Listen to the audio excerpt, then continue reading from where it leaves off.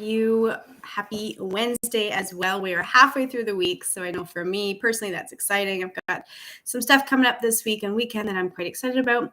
In the meantime, I am back for another episode of Live at Lunch with myself, Jen J, advanced holistic nutritionist and women's hormone health coach. It's such a mouthful. I really need to condense that somehow. If you've got suggestions, I'm happy to hear them. Throw them in the chat there. Today, we are going to be covering how to choose a protein powder, which I'm actually really excited about this one because this one is a big topic. I hear all the time from my clients when we start talking about smoothies. Should I be using a protein powder? How do I pick a protein powder? How do I know if it's working? How do I know if it tastes good? What do I do if it doesn't? Like I get all these questions about protein powder and it's quite common. So I'm really excited to be talking about them tonight or this afternoon. Now, what I'm going to be sharing with you is actually like a snippet out of last night's masterclass that I did. So last night I did a masterclass in our JP Heal community about supercharged smoothies and how to actually supercharge your smoothies. So to take them from this basic drink into this, nutrient dense meal replacement that's really going to help power you forward in your health goals. So what I'm sharing today is just like a small portion of what came out of that. Now, if you are interested in watching the replay for that masterclass, just let me know in the comments. You can say masterclass or supercharged smoothies, and I will tag you in the replay so you can watch it. If you are currently watching me on YouTube or on Instagram, then just let me know in the comments and we can connect outside of that and I can send you the recording, or you're welcome to join our Facebook community as well.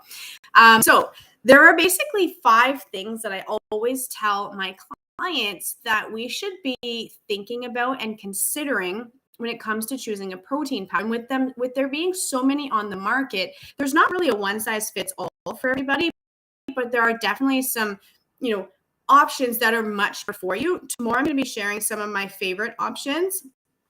So I'm not getting into that today. But basically, here's what we're going to cover. We're going to take a look at the 5 components that I use to determine whether or not, the protein powder is healthy, or whether it's one that I would personally use or one that I would personally recommend. So first and foremost is we come off with taste, right? Because if it doesn't taste good, you're not going to use it. So don't even waste your money. It has to taste good, all right?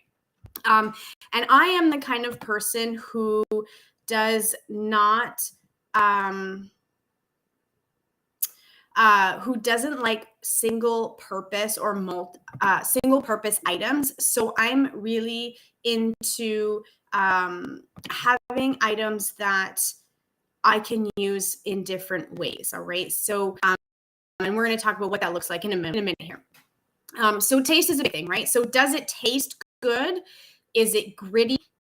Is it blend well? And how does it make you feel when you drink it? Like, are you experiencing any bloating or any discomfort, digestive discomfort? Does it make you go to the bathroom really quickly? Sometimes that happens, right? Some people even notice that they, some of their anxiety gets heightened by the different protein powders available on the market. And some of that has to do with the actual ingredients, which actually leads us to component number 2, which is what is in your protein powder. So what I want you to do is when you're looking at, a carton or a bag or box or a big jug of your protein powders, is turn it over and actually look at the ingredients. Don't just look at the labels on the front. The labels are great for, helping you quickly identify something about it. For example, because I eat a plant-based diet, right away on the front of packaging, what I look for is whether it says whey or whether it says plant-based, right? Or vegan, or if it's got that little V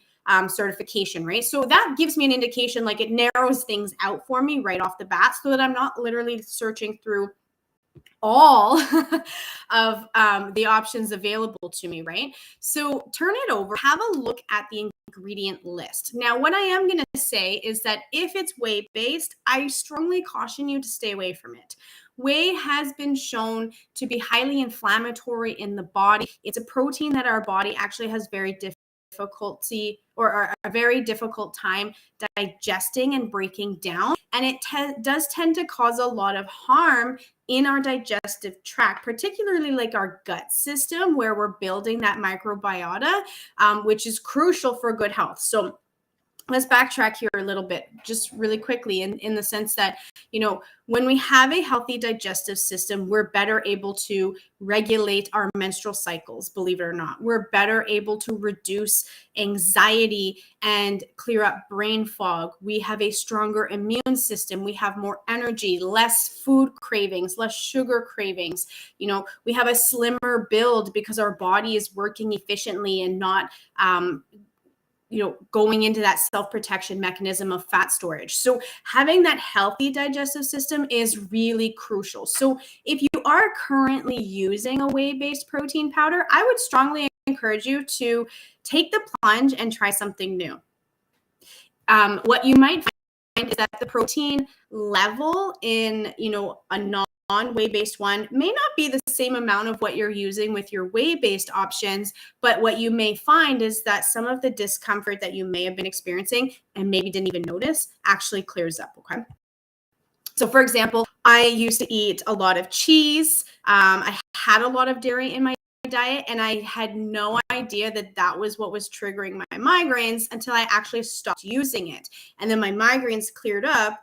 And when I went back to consuming cheese or yogurt, my migraines would come back in pretty much within that. Sometimes we don't notice that we have discomfort or uncomfortable symptoms until we don't have them anymore and we feel much lighter, right?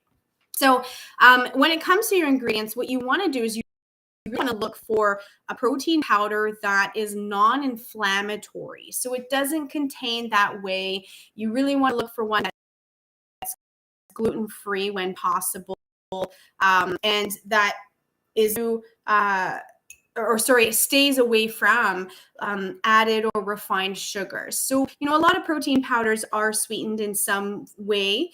And so we want to look for healthier sweetener options. So, like organic cane sugar is like a more healthier option when we move into the protein powders. And remember that a protein powder, even though for most of them you can use them as a meal replacement, you want to make sure that you are pairing that with some real whole foods at the same time, right? Because yes, they do add a ton of convenience to our lives and are really great, but they are not the same as using real whole foods. So what I like to do is, and what I like to teach and coach with my clients is that, here is your real whole food, maybe the smoothie that you've put together.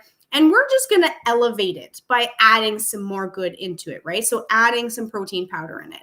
And that's going to help elevate, the nutritional value, the taste factor, the texture factor, all of that for you, so that you've taken it from, level, maybe it's a level 5 in health and you've taken it to like an 8, right?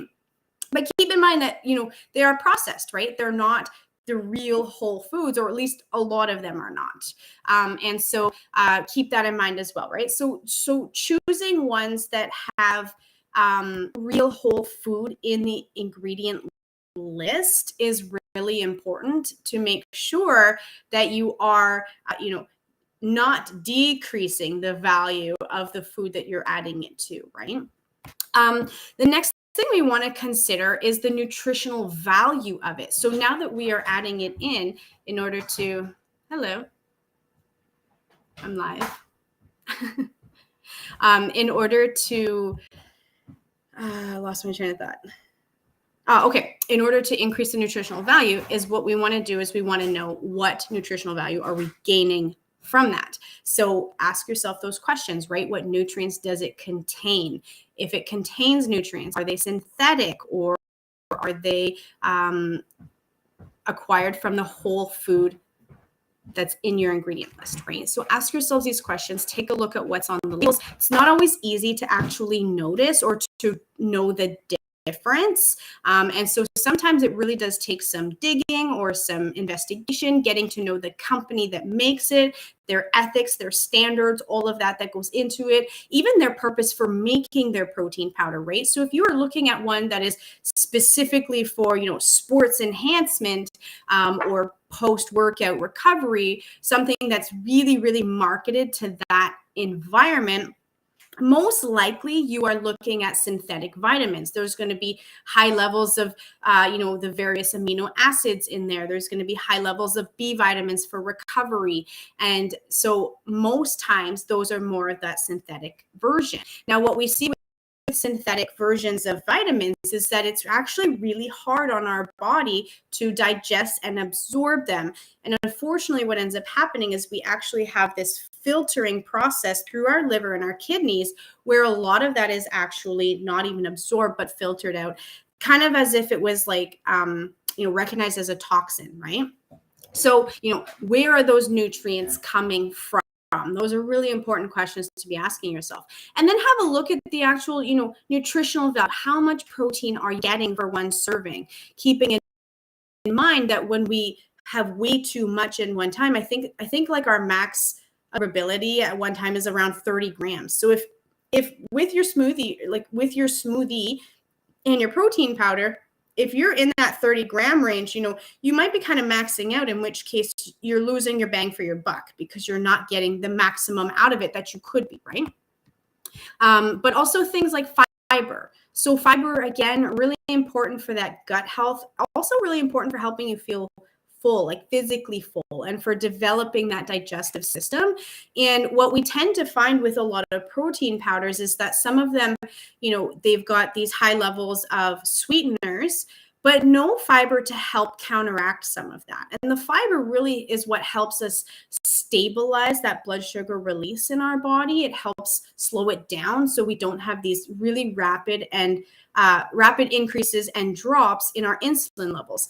And so by ensuring that our protein powders also have the fiber, it can help us sort of regulate some of that response to any added sugars or sweeteners that might be in your protein powders. And then you also want to think about, is your powder doing anything more for you than just boosting protein? Because there are plenty of ways to boost protein in your smoothies. And actually, I shared, I think, like 10 options yesterday that you can be using, just whole food options that you can be putting in your smoothies to really kick up your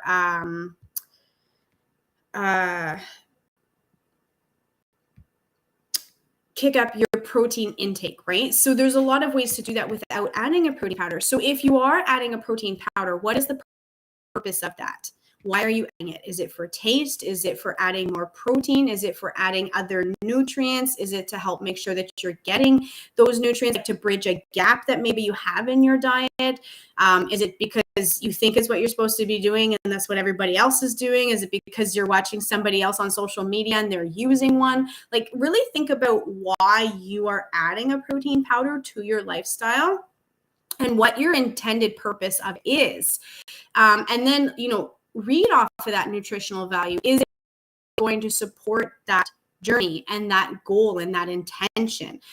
And then, you can think about, or you can ask yourself and take a look at, are there any other benefits to using this protein powder? Is it going to help, help with my digestive system? Is it going to help with my brain power in any kind? Is it going to help improve my energy? Does it have a balanced macronutrient profile? So that's our carbohydrates, our proteins, and our fats. Is it balanced, or is it really off canter? Because if it's really off canter, keep in mind that we do want to make sure that the meals that we're building are balanced as balanced as possible. So if you're adding this into a smoothie, say it's 25 grams of protein and the rest of your smoothie just has fiber, which is great, we're going to want to add some healthy fats to that. So it's, these little things that you have to or should be thinking about to get the best bang for your buck, because there are a lot of cheap and inexpensive protein powders on the market. And that's great if you're really just, in a pinch and trying to add something.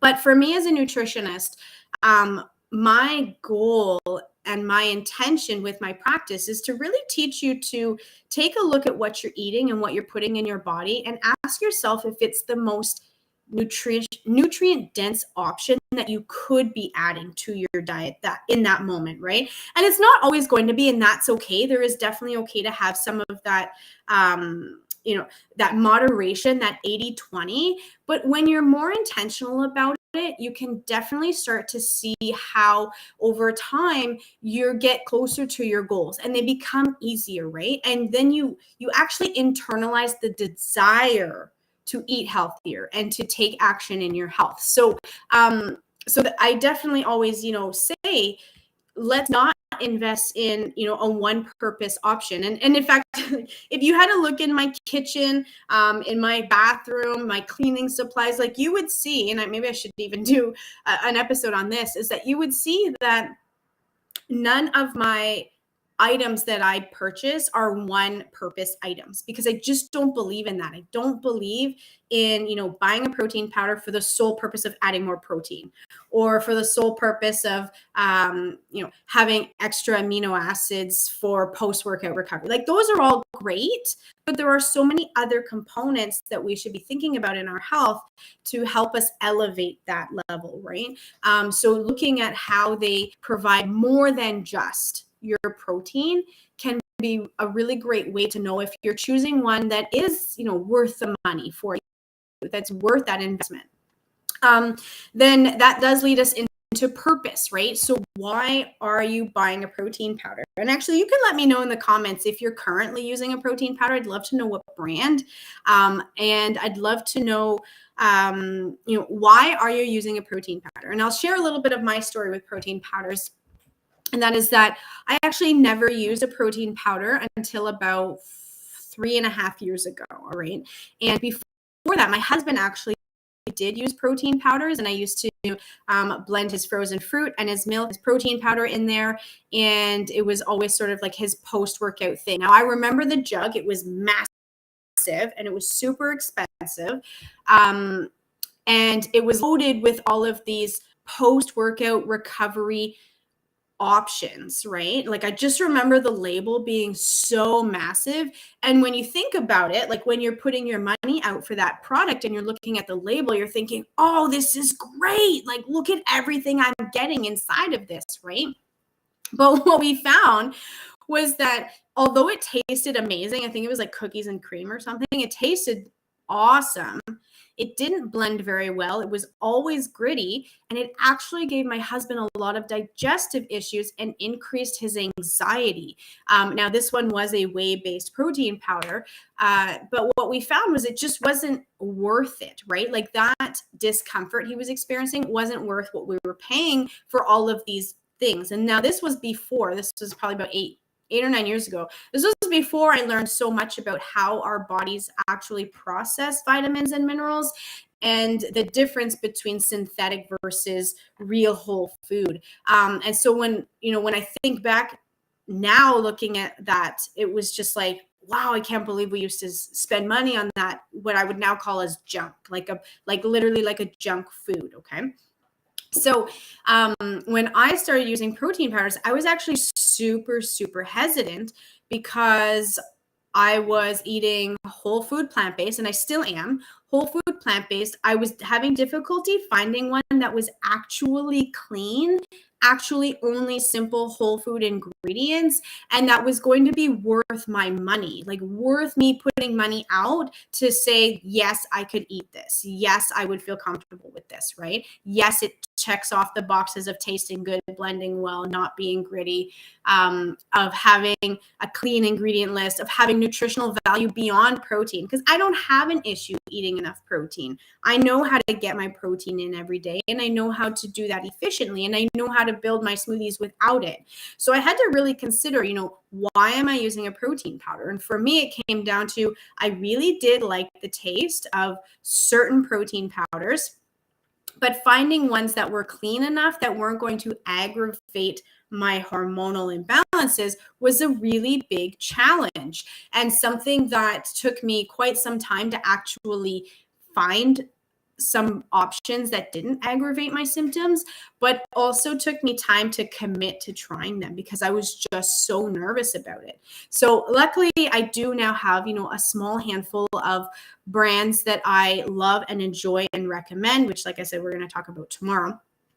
But knowing the purpose of why you're eating a protein powder is really important. And then think about it this way too, like, is it multi-purpose? Is it only good in a shake, either just with water or milk or in a smoothie? Is that the only way you can use it? Or are there other ways you can use it? Because like I said, like one purpose items don't exist in my house. So what you really need or ask yourself is, can I use this in other ways? Are there other ways in my house and in my diet that I can use it? Could I make pudding out of it? Can I bake with it? Can I make special treats and desserts and all of this? And if I'm doing that, am I taking away from the opportunity to eat real whole food during that time? Or is this adding to that opportunity, right? So asking yourself these questions, and these are tons of questions I've just thrown out here for you, right? It's a learning process for sure, and it's a journey, and it's definitely not something that happens overnight. Now, the last component that you should be considering when it comes to choosing a protein powder is both the safety of it and the efficacy. And the efficacy is the actual efficiency. Is it working, right? Is it actually doing what you're buying it for? Is it for what it's intended for? So when it comes to safety, there's a couple of things we want to ask ourselves. Is this product tested? And not just tested in order to get on the shelves of our grocery store or to be sold by your friend down the street or anything like that. Like, we really want to know, is it tested? And if so, by who? Who is it being tested by? Is it the actual product that's being tested, or is it ingredients in the products that are being tested? And what I mean by that is, I see a lot of protein powders on the market that have they've got added super greens, and they've got added things like spirulina and stuff like that, right? And then the companies talk about how spirulina is shown to increase energy and decrease anxiety because of the high levels of antioxidants and phytonutrients, right? And so they say that by drinking the protein powder, because it has those ingredients, that you'll get similar results. Now, the truth is that is what's called borrowed science. So where they're taking the science that's been tested and proven on an ingredient of the product, and they're applying those principles to the product itself. Instead, what we want to look for is the entire product itself tested, not the specific ingredients for what they're capable of, but is the product itself tested for what the claims are by the company? And that's a really big thing. And is it even making any claim? And if it's being tested by who? Is it like a third party? Is it by the company themselves? Is it by, like I said, like that borrowed research option? And then is it certified? So you have a lot of claims on labels. There's a lot of catchphrases and buzzwords put on a lot of our protein powder packaging, right? So there are some interesting loopholes in the marketing system that allows for not entirely truthful claims to be made, which is how things like those fruit gummies can say that they're made with real fruit because they actually just contain the fruit syrup of fruit, and yet the rest of the gummy is just sugar, right? So it gives the impression that it's a healthy option, but not necessarily actually healthy, just because of these marketing loopholes, right? So you want to ask, now that we know that it's tested or and who it's tested by, is it verified? Is it certified in any way? Are there any certifications from a third party, somebody who's not involved with the company and the products and the ingredients? Is there somebody out there saying, yes, those claims are true? Yes, those ingredients are actually in the product. Yes, all ingredients in the product are actually on the label. Believe it or not everything actually has to go on a label, which is really interesting. Just like you're following, like a vegan diet or a gluten-free diet, you're probably pretty familiar with the certifications that you look for on all products, all food products, in order to identify whether or not it's one that fits into your diet and lifestyle. So same thing with our protein powders, looking for ones that are actually certified to verify that the claims on the packaging are accurate and true. And then you're going to want to ask yourself, what warning labels are on the bottles or on the packaging? Do those warning labels fit into your lifestyle, or is it something you have to consider or run by your doctor? You also want to ask, is it safe for the family, right? Like, again, like no single-use products. You want to be able to spend money on something that the whole family can eat. Now, the truth of the matter is a lot of protein powders are not actually family friendly. So finding ones that are actually family friendly is great because it provides that opportunity to add more nutrition to your children's diets, to your diet, your spouse, everybody else in your family, to help bridge that gap where you might be missing some of those nutrients. And at the end of the day, that's what most of us choose a protein powder for, is to, bridge the gap in the nutrients we might be missing somewhere. And then the last question you're going to want to ask or to consider is it actually being absorbed by your body? Now, you're not actually really going to know this unless you're doing extensive blood work on a regular basis to see whether or not certain markers in your blood are changing. You're not going to know this unless you actually dig into the company's research, their ethics, and their standards to determine whether or not the product is actually absorbed by the body. Because why would you spend money on something that's not doing anything for you, right? Like I'd said before, when I'd learned about all the junk that was in my husband's protein powder many years way back, I realized what a waste of money we were spending on something that, wasn't really even serving purpose, and it was hurting him. So it wasn't really worth that money at all. So, asking these questions are a really great way to help you determine whether or not the protein powder you're currently using or considering using is a safe, effective, worthwhile investment in your health. All right, so those were a ton of questions. I'd love to know what protein powder you're currently using, and let me know in the comments if you are open to looking at newer options, because maybe I've shared some stuff here that is highlighted for you, maybe a gap that's in your current product that you're using. I'd be happy to share. Like I said, tomorrow I am sharing some of my favorite brands and options that are available on the market. And in the meantime, have yourselves all a fantastic day. Remember to hit that heart button for me wherever it might be on your screen, or the thumbs up button if you're on YouTube with me here. And then hit the notification bell so that you can be notified when I come live and do these episodes every day, Monday to Friday, sometime between 12 and 2 Eastern Standard Time. In the meantime, have yourselves all a wonderful day. Thank you so much for hanging out with me. If you found this information really helpful, go ahead and share this with somebody that you love, that they are also asking how to choose a protein powder. And of course, the more educated that we all are in our health, the better decisions we can make. Have yourselves a wonderful day. Bye, everybody.